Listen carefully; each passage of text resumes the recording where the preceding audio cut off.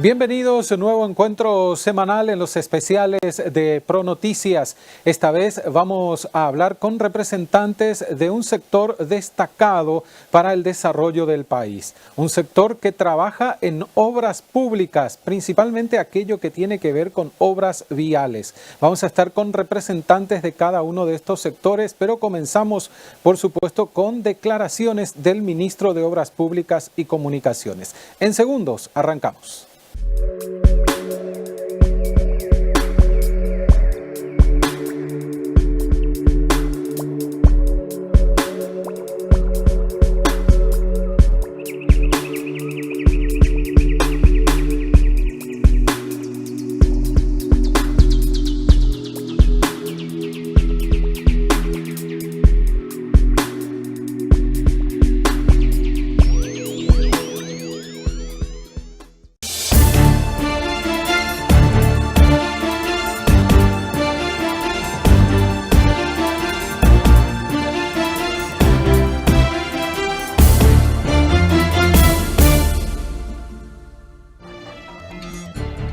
Seguimos con nuestras entrevistas en los especiales PRO. Momento de recibir a Arnoldo Vins, el ministro de Obras Públicas y Comunicaciones del Gobierno Nacional.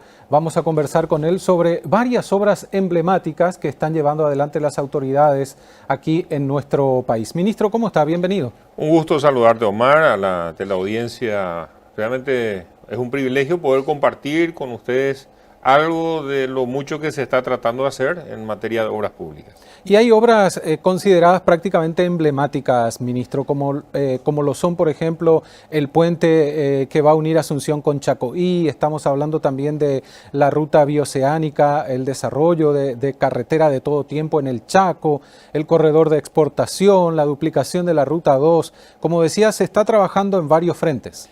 Mencionaste una palabra importante en este contexto, que es corredor. Cuando hablamos de corredores estratégicos a nivel regional, yo creo que podemos ubicarnos, por ejemplo, en el mapa en la zona del este, Ciudad del Este, Presidente Franco, duplicación del paso Brasil-Paraguay con el segundo puente. También. Foz de Iguazú a Presidente Franco.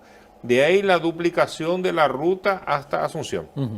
Un tramo, Tapepona, ya está hecho, el otro en este momento está a través de una alianza pública-privada en marcha con muy buenos avances. Luego la duplicación del paso del río Paraguay hacia el Chaco, acá en el área metropolitana. Tenemos hasta hoy un solo puente, que es ahí el puente Remanso, y ahora el puente que va a unir Asunción con Chacoí. Y luego ya tenemos por subir el llamado de la duplicación desde Puerto Falcón, que sería la conexión con Argentina, duplicación hasta Puente Remanso, y luego los procesos de duplicación de la ruta Transchaco, y ni qué decir, arriba la bioceánica que va atravesando el Chaco Central paraguayo con el puente Carmelo Peralta Puerto Murtiño, y la conexión de lo que es la producción de Brasil hacia el Océano Pacífico a través de Paraguay, pasando por Pozo Hondo, Argentina y luego Chile hacia el mar. Bueno, esta es la visión macro, digamos, en la cual están las principales obras, que son los puentes, que son las duplicaciones y que son esos corredores de integración. ¿Y en qué medida pudo afectar esta pandemia y la cuarentena a la cual nos vimos obligados a recurrir para evitar la expansión de la enfermedad? ¿En qué pudieron afectar estas situaciones a las obras? Bueno, uno de los primeros debates cuando tuvimos esta epidemia, el inicio de la epidemia, y en el análisis de qué sectores iban a tener que quedarse en su casa, el sector de obras públicas, especialmente por la dinámica de la forma del trabajo, que es más bien al aire libre. Sí. Ahí, por ejemplo, manejando una máquina, él está alejado en su propia cabina. Hoy en día, inclusive, no es ya como antes, muchas de estas cabinas ya tienen aire acondicionado, está con todas las comodidades, muchas veces ya de las maquinarias modernas. Las obras públicas han permitido justamente que no, por su propia dinámica, que no paren. Al contrario, el gobierno ha pedido que no se paren las obras públicas. Tuvimos más problemas con el dengue que con el coronavirus. Con el dengue sí tuvimos una afectación importante de personas contagiadas, por el dengue, por el tema del mosquito. Sí. Entonces, especialmente los meses de diciembre, enero, febrero, fueron meses con hasta un 30% de baja de personal por la cuestión del dengue. Pero en materia de afectación por el coronavirus no tuvimos ningún caso. Lo que sí, se estableció un riguroso protocolo sanitario con el Ministerio de Salud. Entonces, bajo esas condiciones podían seguir funcionando las obras públicas. Salvo un lapso, creo que eran de 2 o 3 semanas, donde uno de los decretos, en el momento más álgido del inicio, se cercenó la posibilidad de ciertas obras públicas en Asunción, en la capital, por el tema de la cantidad de tráfico que generaba y demás, pero eso fue muy circunstancial, todos esos sectores. Y luego, al empezar ya la primera fase, se abrió una parte de las obras civiles, ahora en la segunda fase prácticamente en su totalidad. Entonces adquirieron la práctica de tomar la temperatura, de lavarse las manos, de usar el tapabocas, de tener ese distanciamiento social, no tomar tereré juntos de la misma guampa. Sí. Todas esas son un poco costumbres. Nosotros somos bastante afectuosos, nos abrazamos muchas veces y todo eso, bueno, es un poco ahora la dinámica de tomar distancia. Y el resultado hasta aquí ha sido óptimo, no tuvimos ni un solo caso hasta ahora, por lo menos de nuestro conocimiento, de que alguien en las obras públicas estuvo con esta enfermedad.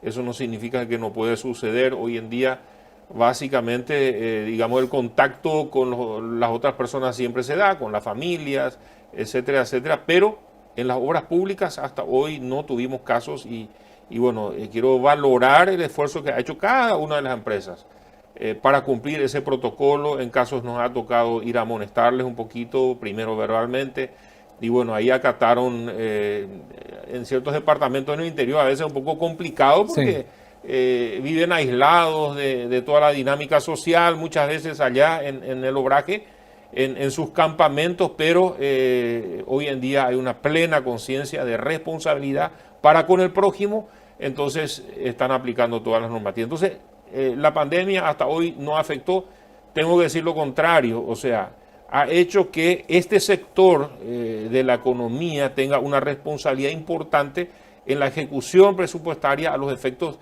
derrame de la economía para que sufran menos también los otros sectores de la economía. Y hoy, cuando se está debatiendo los proyectos de reactivación económica, Obras Públicas va a tener un rol protagónico en eso. Y precisamente cuando conversamos con los gremios que habitualmente vienen a Canal Pro, hablamos de CPC, hablamos de Cavialpa, de Capaco, también mencionamos lo que usted decía, este efecto derrame de la obra pública. ¿Por qué? Porque donde se hace un camino de todo tiempo, hay mejoría automática casi en la ciudad, se cambia la fisonomía del pueblo, cambia el comercio, se incorpora la industria. Si a esto se suma la energía eléctrica, hablamos de un crecimiento exponencial en breve tiempo, ministro. Es así. Hay un porcentaje importante de personas que están directamente afectadas a las obras públicas y mucho es el efecto indirecto. La persona que vende hielo, la persona que vende empanadas, la persona que lava las ropas, que le hace comida a las personas que están en el campamento. Y dicho sea paso, hoy esos campamentos de las empresas constructoras ya no son como los de antes. Hoy las exigencias son grandes. Un obrero no va a ir a trabajar si no está en condiciones buenas, su pieza, su cama, aire acondicionado, alejado de los insectos, si hablamos de Chaco. Entonces hoy la empresa constructora tiene que instalar un buen campamento con todas las comodidades y eso requiere mucha mano de obra, el sereno, el que controla la cocinera que cocina, las personas que lavan las ropas, los mecánicos, los vendedores de repuestos, los gomeros. O sea, esto tiene un efecto multiplicador muy grande en la obra pública. Por eso siempre decimos que hay más, digamos, en el indirecto que en el directo, en el beneficio, si hablamos de números, de cantidades de personas que son beneficiadas. Y durante mucho tiempo, ministro, en gobiernos sucesivos se habló del retraso de obras de infraestructura que tiene Paraguay. Según su análisis, ¿en qué nivel estamos actualmente en materia de obra pública? Y bueno, ese es un gran desafío. Paraguay ha estado por mucho tiempo, por mucho tiempo ya, en uno de los últimos lugares en la región en materia de infraestructura. Creo que solamente Haití estaba peor que nosotros en materia de lo que se mide de infraestructura instalada. Siempre hemos dicho que haciendo un cálculo, Paraguay debería invertir entre 1.200 a 1.500 millones de dólares al año por un lapso de 10 años ininterrumpidamente para revertir esa incómoda situación en el puntaje de la evaluación. Algo así como 15.000 millones. Así es. Eso es lo que necesitamos para salir de ese incómodo penúltimo lugar. Y se está dando, tal vez ni siquiera fue tan planificado en el sentido de que iba a ser tan rápido. El año pasado nos pidieron, por la coyuntura económica del país, el sector agropecuario con problemas, primero por inundación, después por sequía, y luego también por los precios. Sí. Entonces se nos pidió, más inversión en obras públicas. Es así que batimos los récords históricos de ejecución del Ministerio en el 2019. El récord estaba en el 2017, la mejor ejecución en lo que llamamos rubro 500, que es el de inversión directa en obras. En el año 2017 se tiene una ejecución registrada de 540 millones de dólares. Luego 2018 bajó un poquitito. Y 2019 tenemos una marca de 812 millones de dólares. Para este año se calculaba algo aproximado, pero las circunstancias que se dieron a partir de febrero, marzo en adelante, hicieron que el equipo económico, en conjunto con el presidente Mario Abdo Benítez, haya analizado y haya visto la necesidad de volver a poner el turbo en marcha en materia de inversiones en infraestructura, que es la manera más genuina en la cual el Estado puede generar recursos, inyectar recursos y generar una infraestructura que tanto necesita Paraguay. En esta coyuntura hay préstamos disponibles, hay líneas disponibles para hacer esas inversiones. Entonces hoy nos piden una inversión de más de 1.100, tal vez si podemos llegar a 1.200 millones de dólares este año 2020. Entonces me dijo el presidente y el ministro de Hacienda, me dijeron que el año pasado fue bueno en materia de ejecución, pero este año tiene que ser mejor todavía. O sea, ahora tenemos que batir las marcas y eso viene bien para la necesidad esa de infraestructura del país. Si hablamos de cantidades de kilómetros que terminamos de asfaltar o de metros lineales de puentes que se están haciendo, realmente es el reflejo de lo que es la inversión en cantidad, es el reflejo que vemos en kilómetros de rutas que van terminando. Y lo que mencionaste, a veces se dice que es lento. Sí. Yo creo que es mucho más rápido de lo que la gente se imagina, porque cuando la empresa que construyó o certificó X cantidad de obras cobra por lo realizado, siempre cobra por lo realizado, es un certificado de obras que tiene un monto conforme a lo establecido en el contrato. Eso finalmente tiene un efecto derrame porque ellos tienen subcontratistas, tienen cuentas, tienen que pagar su combustible que usaron, el mecánico. O sea, tiene un efecto derrame en muchas otras instancias de la vida de nuestra comunidad. Entonces, es bastante rápido el efecto derrame en el país. Estamos hablando de montos de dinero muy importantes, ministro, en inversión de infraestructura principalmente. Nunca antes visto. Y por un lado, la crisis es una oportunidad para revertir esta situación del país. O sea, esto ni siquiera fue, la idea era llegar a ese volumen de ejecución al final de este periodo de gobierno. Pero nos encontramos ante esta necesidad imperiosa y ante la posibilidad de hacerlo.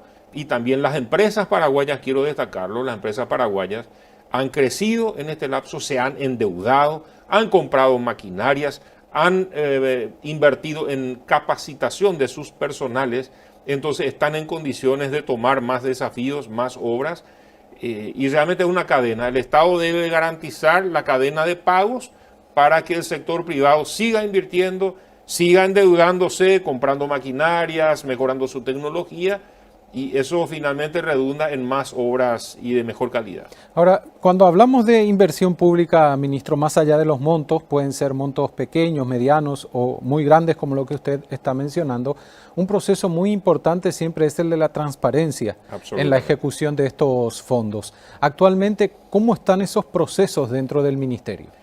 Y hemos apuntalado fuertemente el área de de la unidad de contrataciones, UOC, como se la conoce. Hemos trabajado mucho con nuestra auditoría interna, dirección de control interno, con nuestra área de transparencia. Y bueno, siempre los procesos licitatorios siempre son complicados. A nadie le gusta perder. O sea, si son 10 los que se presentan, muchas veces 2 o 3 que creen que podrían haber ganado, buscan qué pueden hacer, qué protesta o qué medida pueden tomar para que aquel que salió evaluado como la mejor oferta no sea.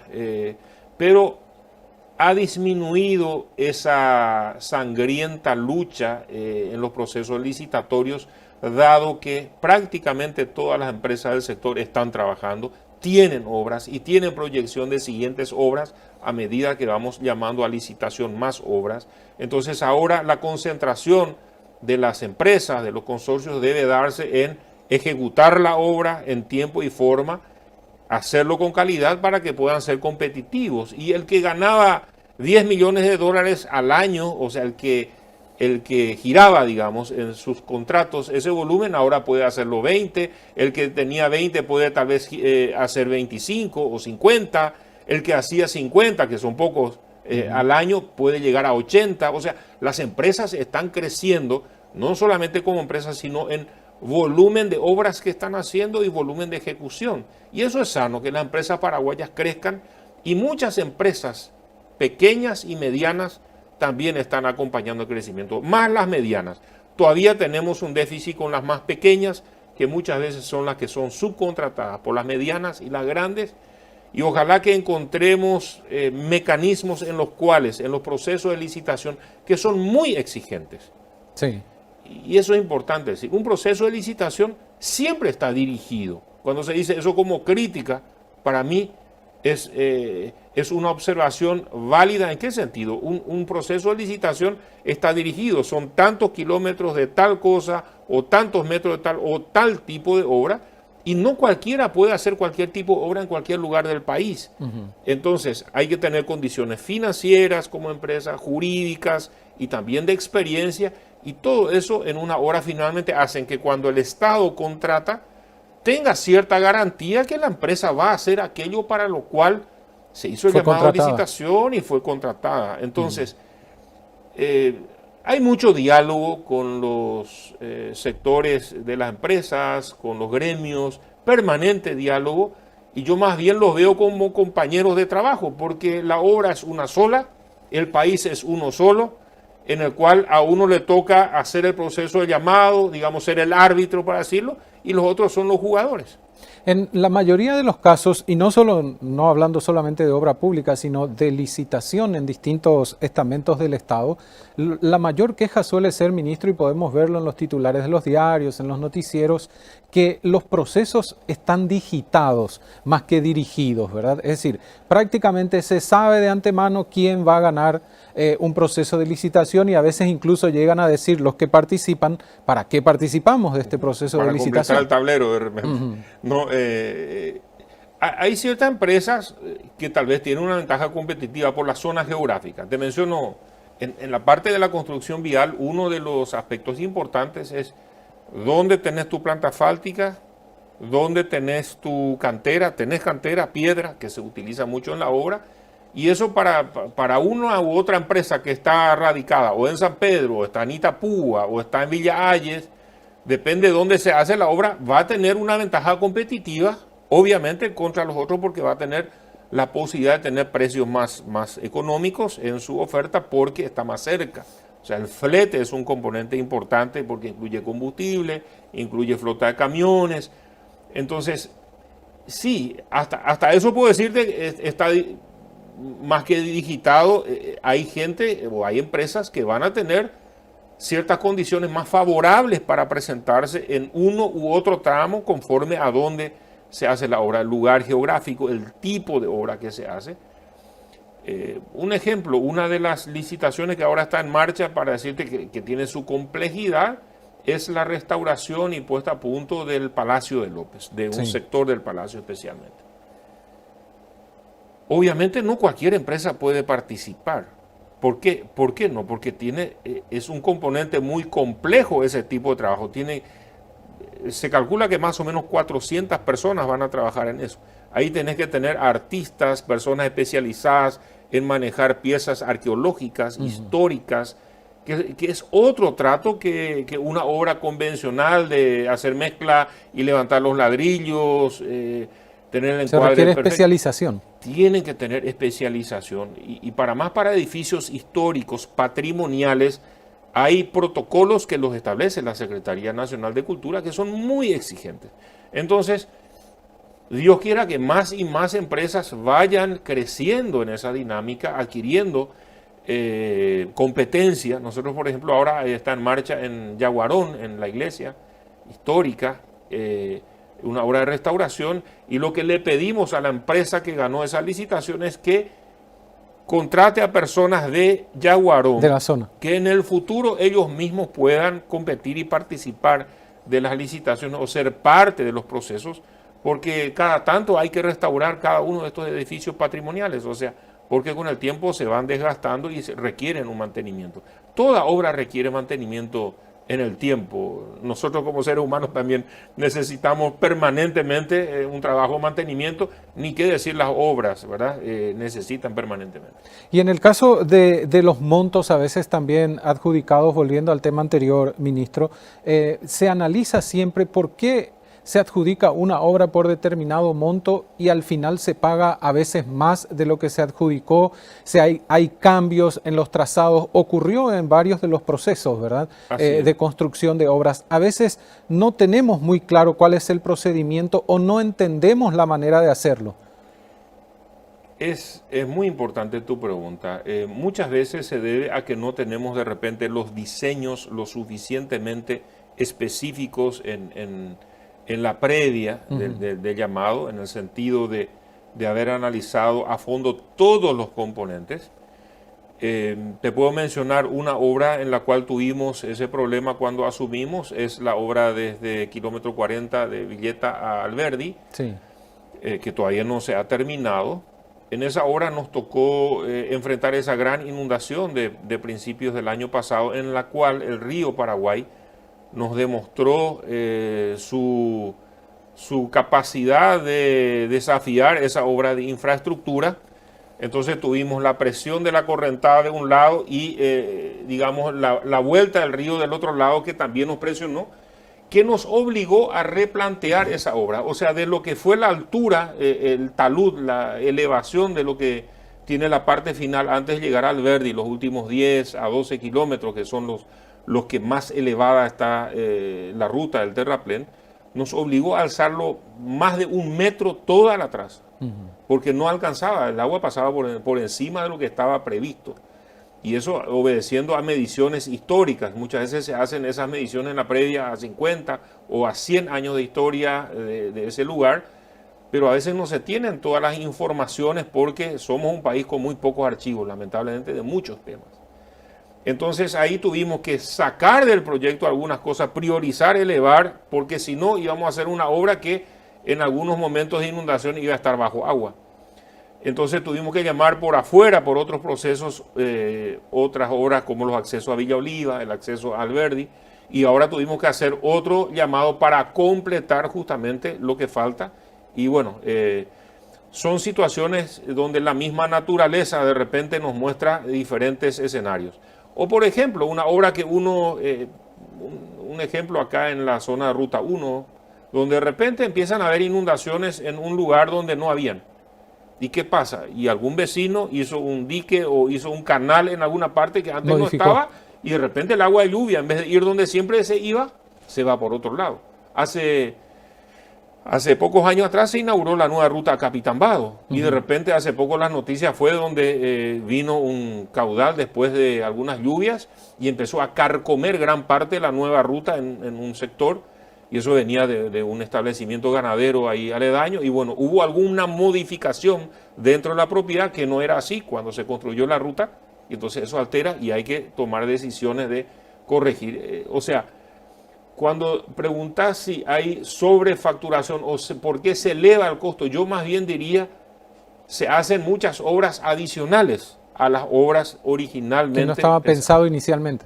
Ahora, por ejemplo, estamos volviendo a rehacer el asfaltado desde Pilar hasta General Díaz en Ñembucú.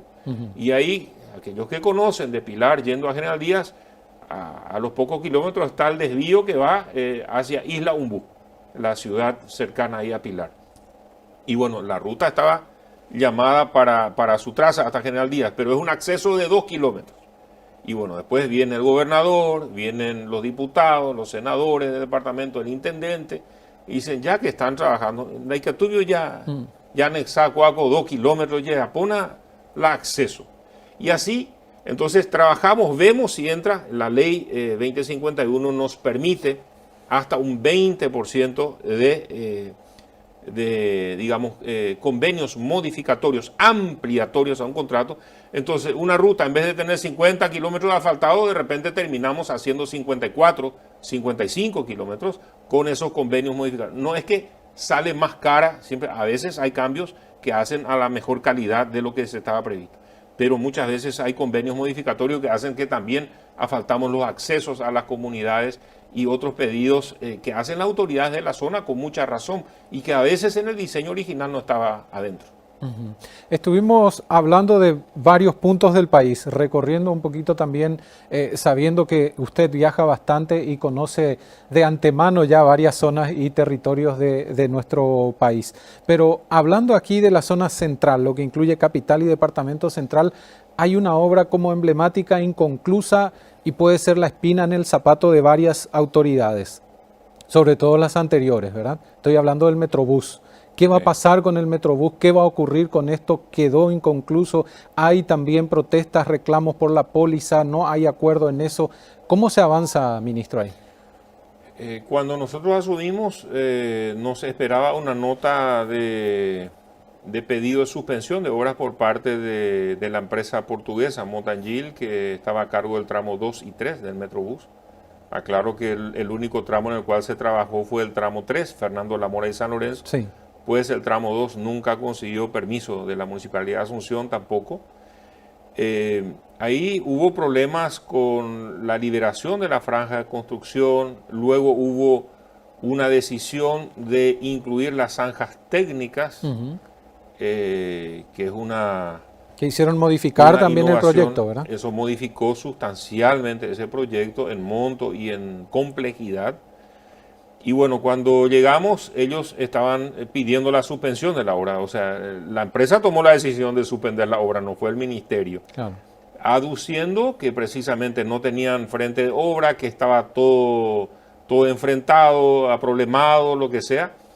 En síntesis, ahí lo que encontramos fueron 4,5 kilómetros de avenida destrozada. Una partecita se hizo acá, otra partecita allá. No había posibilidad de tráfico o de tránsito. Los comercios en todo ese frente estaban sin poder trabajar, algunos hasta hace 2 años, o sea, durante 2 años de interrupción en su vida comercial. Entonces, trabajamos para, en primer lugar, poner en condiciones la avenida, transitables. Eso se logró ya para ese fin de año, fin del 2018. Ya la avenida estaba transitable, con eso los comercios volvieron a trabajar, a surgir, y también trabajamos en la parte social con la indemnización a los más vulnerables que estaban censados, pero no estaba activado el sistema de indemnización, sí, a los que tuvieron un perjuicio económico de no poder vender empanada, de no poder estar ahí en la actividad como fue en ese caso. Y finalmente la parte judicial lo está trabajando, la parte jurídica lo está trabajando la Procuraduría de la República en conjunto con la Dirección Jurídica y el Ministerio de Hacienda.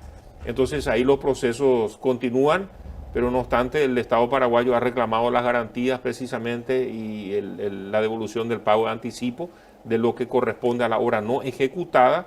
Y bueno, eso va a llevar su andarivel. Hoy está en un arbitraje internacional y bueno, donde la Procuraduría va a defender los intereses del Paraguay. No obstante, hoy el Ministerio de Obras Públicas ha trabajado en poner en mejores condiciones la avenida. Hoy tenemos 3 carriles ida y 3 carriles de retorno y tenemos proyectado un pequeño llamado que le dé una nueva carpeta asfáltica a completo incluyendo los accesos a San Lorenzo, que están en deplorables condiciones, para darle cierto confort. Y sí o sí, esas construcciones que se hicieron en el medio de la avenida no iban a servir ni en el caso del City Bus, si se decide hacer en el medio.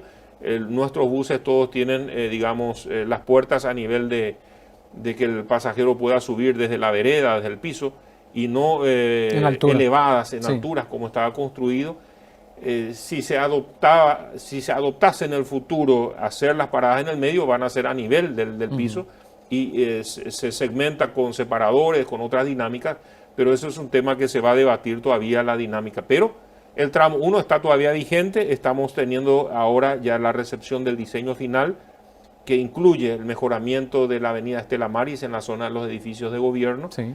Entonces ese contrato sigue vigente y queremos aplicarlo lo antes posible y empezar desde el centro y luego continuar hasta San Lorenzo. Ministro, si tuviese que elegir 3 obras que usted dice, bueno, estas se tienen que terminar durante mi actividad como ministro, están comenzados los procesos, están avanzando en tiempo y forma, ¿cuáles podrían ser esas 3 obras? La duplicación de la Ruta 2, la duplicación de la Ruta Transchaco, y por qué no decir el tramo 1 por lo menos de la Bioceánica, que está en un 25-30% ya de ejecución, que tenemos previsto terminar para el año 2022. Así que esas son 3 obras que tenemos que terminar. Ahora está en plena etapa de construcción también los puentes en Presidente Franco, ahora ya se inició en Chacoí, y bueno, esperamos para fin de año o principio del año que viene que empiece el de Carmelo Peralta también, que van a ser los 3 grandes puentes internacionales, y el otro entre nuestras 2 regiones. El trabajo que se está haciendo para lo que va a ser la conexión de la ruta bioceánica está cambiando prácticamente todo lo que es la región occidental. Va a modificar muchas cosas. Para algunos lo han bautizado el Canal de Panamá de Sudamérica, ¿verdad? O sea, va a ser la posibilidad de conectar el Océano Pacífico con el Océano Atlántico. Por eso es la necesidad de ese puente, es importante la construcción, y realmente va a ser el paso por Paraguay. Se calcula una cantidad de por lo menos entre 800 a 1200 camiones por día de Brasil que pasarían por el Chaco rumbo a Argentina y luego Chile, al Pacífico. Esto cambia totalmente la configuración regional de logística, integra al Chaco paraguayo, a todo ese corredor, y bueno, hoy en día está en plena ejecución. Los que no pudieron irse a ver, les invito, desde Loma Plata es fácil ir, ver el primer tramo. Los que se animan, que vayan hasta cerca de Carmelo, porque se está haciendo desde los 2 extremos, desde Loma Plata y desde Carmelo Peralta, ya secuencialmente, y ustedes ven que esta obra sola genera ya un volumen de mano de obra de más de 1.100 personas, de forma directa. Muchos de ellos son pobladores indígenas también de la zona de Carmelo Peralta, de la zona de Loma Plata, profesionales paraguayos, brasileños al frente de la obra en este consorcio. Y bueno, está cambiando totalmente la configuración regional. Este va a ser uno de los grandes legados que va a dejar el presidente Mario Abdo Benítez en la República del Paraguay. Por eso queremos acelerar el proceso del resto del tramo, que nos conecta finalmente hasta Pozo Hondo. Así que si dentro de este marco de la reactivación económica, con el equipo económico conseguimos los recursos, si Dios permite, este año 2020 queremos llamar a licitación también para continuar la obra en los tramos que faltan para llegar hasta Pozo Hondo. Yo sé que conoce mucho la región occidental, conoce mucho el Chaco, ministro. Ha estado por ahí muchísimas veces en las funciones que anteriormente cumplía como comunicador, y sabe también de las necesidades que hay en el Chaco y de lo que representa un camino de todo tiempo para el Chaco, ministro. En el Chaco básicamente son 3 las condiciones. Agua, eso nos puede hablar la guerra, nos puede hablar la historia. Por eso estamos con mucha determinación haciendo un gran sacrificio con los equipos del ministerio y también de las empresas, para que en poco tiempo más, Dios mediante, tengas la buena noticia de que el agua potable llega de Puerto Casado a Loma Plata, y de ahí ya la red instalada pueda transmitir el agua. En segundo lugar, caminos, rutas de todo tiempo, que también la red en el Chaco se va extendiendo. Y en tercer lugar, energía eléctrica. Con esas tres condiciones, el ser humano está en condiciones de generar el desarrollo, la producción. Esas condiciones son condiciones que debe poner el Estado paraguayo a los efectos de que lo demás funcione. ¿Para qué se va a instalar una unidad de salud familiar si no hay manera de llegar? O si no tiene agua, o si no tiene energía eléctrica. O sea, todo lo demás va a funcionar bien, el sistema educativo, el sistema de salud, si es que se dan estas condiciones básicas. Y por eso, estas obras emblemáticas que cambian la región, como la bioceánica, marcan un antes y un después realmente. Muchas veces nos convertimos en escépticos en relación a obra pública, porque vemos procesos iniciados, vemos contratos firmados, piedras fundamentales, pero después no vemos las obras. Entonces es fundamental poder ver la obra, como usted dijo, para aquellos que tienen oportunidad de viajar y ver qué se está haciendo y qué se está trabajando.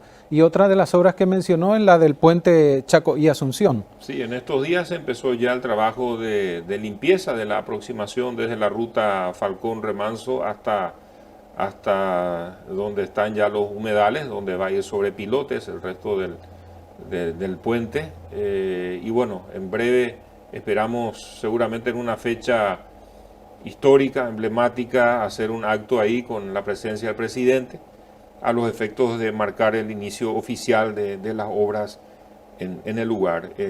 Este diseño del puente ha tenido un trabajo de chequeo con el sector privado, la Cámara justamente, la CAFIN, sí, que se dedica justamente a todo el tema de las barcazas, de transporte de carga.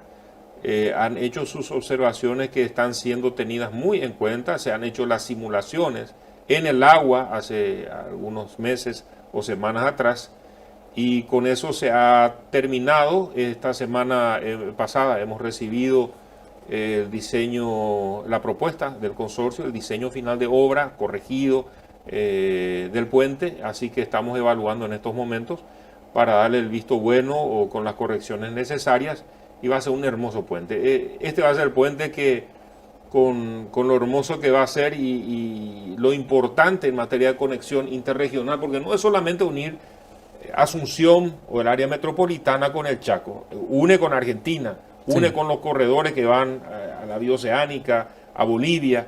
Entonces es un puente que genera esa posibilidad de interconexión, y no te olvides que estamos en proceso de evaluación con el BID para la ruta 12, para asfaltar de Chacoí hasta General Brugués.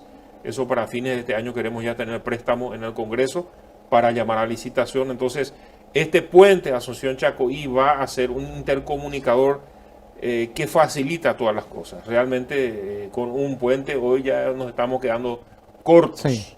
Muy cortos. Y se dificulta. Del otro lado de este puente, para completar, mirando hacia Asunción, tenemos el corredor vial botánico, ¿verdad? Que es una obra que está, gracias a Dios, avanzando muy bien. La gente que ha quedado en cuarentena por varias semanas y luego se fue a ver cómo estaba esa obra, realmente felicitan y alaban la velocidad con la cual se está avanzando. El viaducto sobre Primer Presidente está con sus últimas vigas por colocar en las próximas semanas. El otro está ya con los pilotes casi todos colocados. Así que esa obra está avanzando muy bien después de todas las complicaciones iniciales que son de público conocimiento. Es una obra que allá por el año 2017 prácticamente se dijo, bueno, hay tantos problemas, con los problemas que ya se tenían en ese tiempo con el Metrobús, es como que se dejó un cuarto intermedio a ver madurar mejor, estudiarlo bien. Y bueno, hoy se está viendo un avance tremendo en esa obra y va a generar mucha facilidad en los tiempos de la ciudadanía para movilizarse de la capital y hacia la capital, especialmente hacia la zona de Rocalonso, Luque, Limpio y el Chaco paraguayo. Esta obra va a significar una disminución gradual en los tiempos, así como el periodo anterior, el superviaducto ahí, camino al aeropuerto. Mucha gente hoy me repite, yo antes pasaba 45, 50 minutos esperando pasar ese cruce complicado, hoy en 10 minutos uno pasa sencillamente y bueno, ese efecto va a generar en disminución de tiempo en la calle y en el vehículo va a generar esta obra emblemática. Ministro, mencionó la duplicación de la Ruta 2. ¿Planificaciones para la Ruta 1?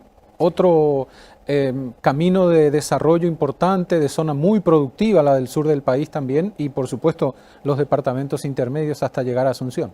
Es así, la Ruta 1, especialmente cuanto más se acerca a Asunción, también está muy saturada de tráfico. Se han hecho estudios con el BID para ver cuáles son los tramos que necesitan duplicación y que son apepeables, para decirlo, que son tramos que pueden interesar para una alianza público-privada. Y de 7 proyectos estudiados, 2 resultaron altamente positivos. Uno de ellos, Ruta 1, desde Calle Última, pasando por Itoronó, hasta ahí está duplicado ese tramo, y luego hasta Quindío. De Quindío hasta Encarnación tenemos hoy bajo contratos de rehabilitación y mantenimiento por los siguientes 7 años, ese tramo está con contrato. Pero lo que estamos trabajando ahora también con el BID es preparar el proceso de licitación para que el sector privado, así como con la duplicación de la Ruta 2 hoy, que también el sector privado ingrese en esa duplicación y sea una ruta confortable para la necesidad que tenemos. Y el otro tramo que salió positivo, Omar, es el tramo desde Encarnación, Cambuiretá, hasta la zona del cruce Pirapó. Son unos 50 kilómetros de la Ruta 6 en el departamento de Itapúa. Entonces estamos con mucho entusiasmo también trabajando para hacer ese llamado a licitación. Esos 2 irían por la vía de la ley que conocemos de alianza público-privada, donde el Estado es parte minoritario mayormente, pero el sector privado hace la inversión como hoy en día lo está haciendo con mucho éxito en la Ruta 2. Ministro, gracias por el tiempo y por los datos que proporcionó a nuestros televidentes, que en definitiva, usted sabe, son los mandantes, ¿verdad? Así mismo es. Yo le agradezco, Omar, a usted, a la ciudadanía. Y no quiero olvidarme de la Costanera Sur, porque está acá en Asunción. Sí. Es una obra que también en los próximos días ya vamos a tener los primeros trabajos en la zona. Se terminó ya el censo para los que van a estar afectados por la traza de la Costanera. Entonces es un sueño para miles de familias. Finalmente esa costanera no es solamente una costanera, sino que trae un componente de social, vivienda para 2.500 familias aproximadamente. Así que eso está también en marcha, es una obra emblemática en la capital de la República. Seguro vamos a seguir conversando, ministro, así que hay muchas obras por delante y mucho trabajo por hacer. Muchas gracias a ti y a la teleaudiencia. Gracias a usted. El ministro Arnoldo Vins, de Obras Públicas, con nosotros aquí en Los Especiales PRO. Hacemos la pausa, enseguida continuamos.